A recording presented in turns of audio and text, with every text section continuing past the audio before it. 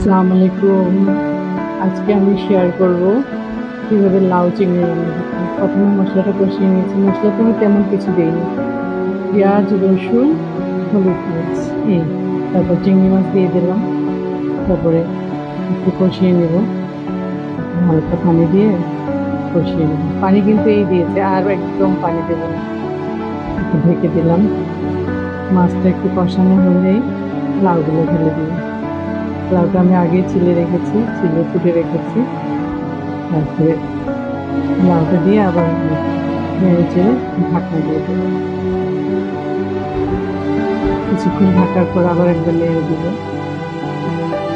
আমি কিন্তু আর পানি দেবো না, লাউ থেকে যা পানি বেরোবে।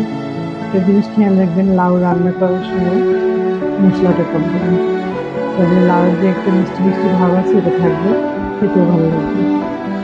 লাউটা সিদ্ধ হয়ে গেছে। তারপরে আমি একটু কাঁচামরিচ ছড়িয়ে দিলাম। তারপরে আবার ঢেকে দিয়েছি। এখন আমি দেখবো লাউটা পুরোপুরি সিদ্ধ হয়েছে কিনা। দেখুন, সিদ্ধ হয়ে গেছে।